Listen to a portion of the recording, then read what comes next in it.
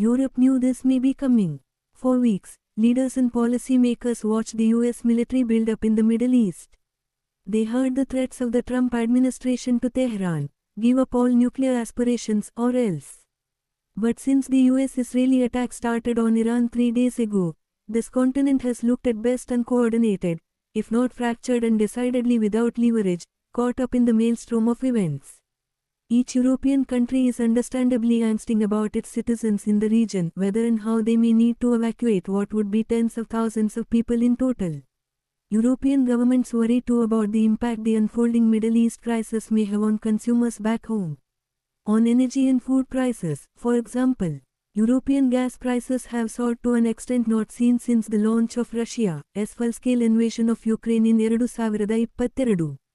Politically, Europe is clearly struggling to find a united voice on the fast-paced dizzying developments in the Middle East. The continent's big three, France, Germany and the UK, did manage to issue a joint statement at the weekend, warning Iran they were ready to take defensive action to destroy its ability to fire missiles and drones unless Tehran stopped its indiscriminate attacks. Since then, the UK has agreed to a US request to use 2 British military bases for defensive strikes on Iranian missile sites, although President Trump has been critical that the UK hasn't been more active.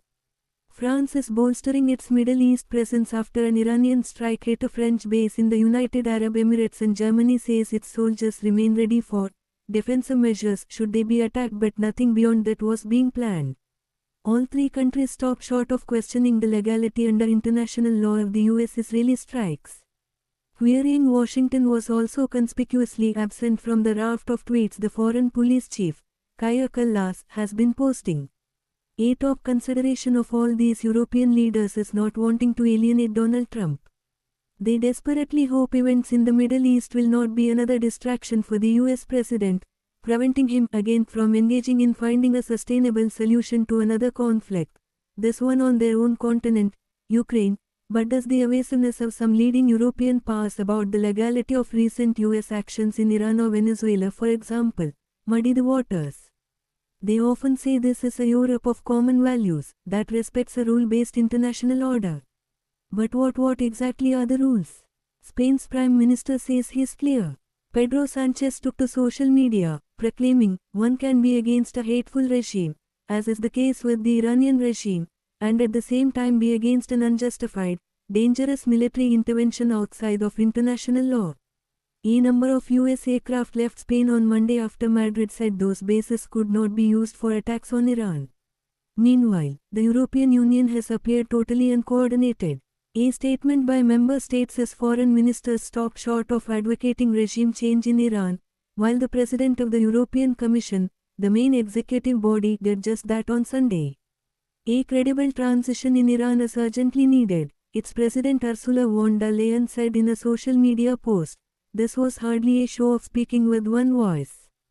And yet the declared ambition of European nations, in and outside the EU, including the UK, in this new, turbulent world of big power politics, is to work better together in areas of mutual interest, first and foremost in the arena of security and defense. But the question is, are they really capable of doing so? The year 2026 has truly been one of turmoil. Venezuela, Greenland and Iran.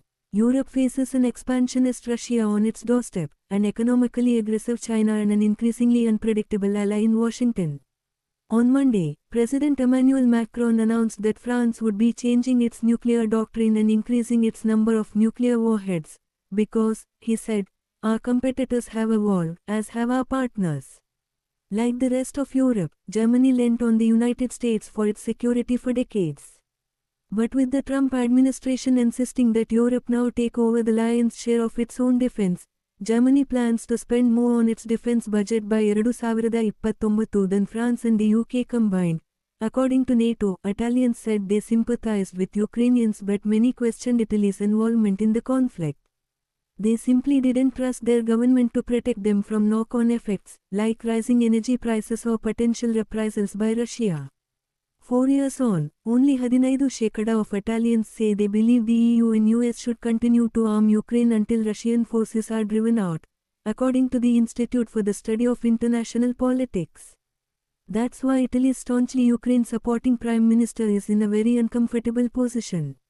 Her big pledges to international allies when it comes to defense are out of sync with the majority of Italian voters.